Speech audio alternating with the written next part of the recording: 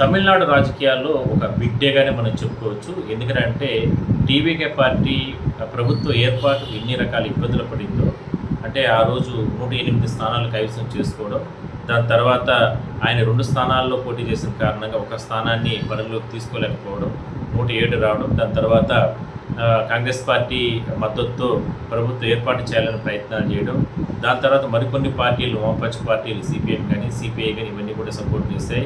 వాళ్ళు యూఎంఎల్ కానీ లేదంటే ఇట్లా మిగిలిన వీసీకే పార్టీలు ఇవన్నీ కూడా సపోర్ట్ చేశాయి. సో వీళ్ళందరూ కూడా సపోర్ట్ చేసిన తర్వాత ప్రభుత్వం ఏర్పాటైంది, బల నిరూపణ చేసుకున్నారు. ఆ సందర్భంగా అన్నా డిఎంకే నుంచి కొంతమంది ఎమ్మెల్యేలు సపోర్ట్ చేస్తారు. వాళ్ళు కూడా నిన్న మొన్న కూడా ఒక 3-4 అంటే వాళ్ళు రాజీనామా చేయడం జరిగింది.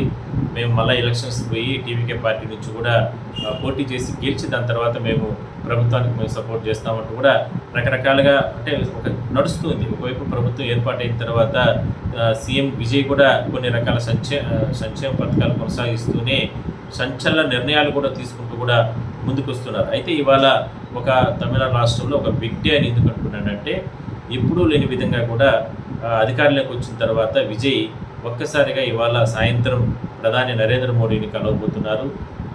కీలక అంశాలు ఆయన దేశ ప్రధానితో చర్చించబోతున్నారు. మరోవైపు అమిత్ షాతో చర్చించబోతున్నారు. నిర్మలా సీతారామన్ కలవబోతున్నారు. వీళ్ళందరితో కూడా కలిసిన తర్వాత అసలు ఏం జరుగుతుంది ఏంటి అంటే అనేది ఒక క్వశ్చన్ మార్క్ అయితే ఇంకా కూడా కొనసాగుతుంది. నిజంగా రాష్ట్రానికి సంబంధించి సంక్షేమం కొనసాగించాలి, కేంద్ర ప్రభుత్వం సపోర్ట్ ఉండాలి అనే అంశాలపైన ఆయన చర్చిస్తారా, లేదంటే భవిష్యత్తులో రాజకీయపరమైనటువంటి ఏదైనా సరే కేంద్రంతో పాటు బీజేపీతో కూడా ఆయన ఏదైనా సపోర్ట్ తీసుకునే అవకాశం ఉందా, ఇట్లా రకరకాలుగా చర్చ అయితే నడుస్తారు. సో మొత్తం మీద మాత్రం అంటే ఆ మధ్యకాలంలో చాలామంది చెప్పారు, అంటే ప్రభుత్వానికి సంబంధించి ఆయన అధికారంలోకి వచ్చిన తర్వాత కూడా ఎక్కడ కూడా మోడీతో ఆయన కలవడు, ఎక్కడ కూడా మోడీతో ఆయన అంటే సపోర్ట్ తీసుకోవడంటూ రకరకాల ప్రచారం జరిగింది. సో వాటన్నిటికీ కూడా తెరదించే విధంగా కూడా విజయ్ ఒక నిర్ణయం తీసుకోవడం జరిగింది. ఇవాళ సాయంత్రం 4 గంటల తర్వాత నేరుగా ఢిల్లీకి వెళ్ళి ప్రధాని మోడీతో భేటీ కాబోతున్నారు. ఇప్పటికే తమిళనాడు రాష్ట్రంలో పెండింగ్ ప్రాజెక్టులన్నీ చాలా ఉన్నాయి. వాటన్నిటిని కూడా పరిష్కారం చేసుకోవాలంటే అవన్నీ ముందుకు తీసుకెళ్లాలంటే కేంద్ర ప్రభుత్వం సహకారం అవసరం ఉంది. ఇంకా ఇది కాకుండా కావేరీ జలాలకు సంబంధించి ఎప్పటి నుంచో సమస్యలు ఉన్నాయి, వాటన్నిటిని పరిష్కారం చేసుకోవాల్సిన అవసరం ఉంది.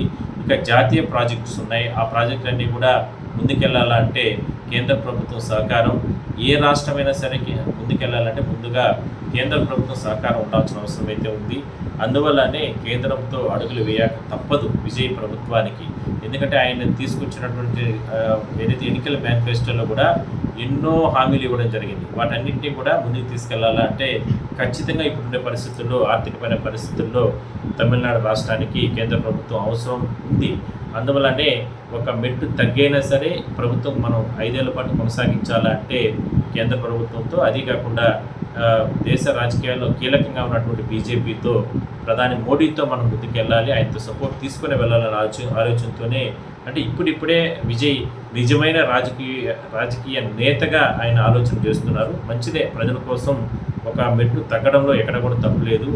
రాష్ట్రం బాగుపడాలి, రాష్ట్రం బాగుండాలి, ప్రజల సంక్షేమం వాళ్ళకి అందాలి, రాష్ట్రం అభివృద్ధి చెందాలా అంటే ఒక మెట్టు కాదు 4 మెట్లని నేను దిగుతాననేటటువంటి మనస్తత్వం విజయ్కి ఉంటుంది. సో అందువల్లనే ఇవాళ రాష్ట్రం కోసం, ప్రజల కోసం అంటే ప్రధాని మోడీతో కూడా భేటీ అవుతున్నారు. సో ఇవాళ సాయంత్రం ఆయనతో భేటీ తర్వాత మరికొంతమంది కీలకమైనటువంటి మంత్రులతో కూడా భేటీ అవ్వబోతున్నారు. రేపు కూడా మరికొంతమంది మంత్రులతో కూడా భేటీ అయిన దాని తర్వాత తిరిగి వచ్చే అవకాశం అయితే ఉంది. సో ఒక్కొక్కటి అంటే ఉన్నటువంటి ముళ్ళ కంపల్ని ఒక్కొక్కటి తొలగించుకుంటూ ఆయన రాజమార్గాన్ని ఏర్పాటు చేసుకొని ముందుకు వెళ్ళబోతున్నారు. ఈ తమిళనాడు రాష్ట్ర చరిత్రలో విజయ్ మరొక సంచలనాలే భవిష్యత్తులో తీసుకొచ్చే అవకాశం అయితే ఉంది.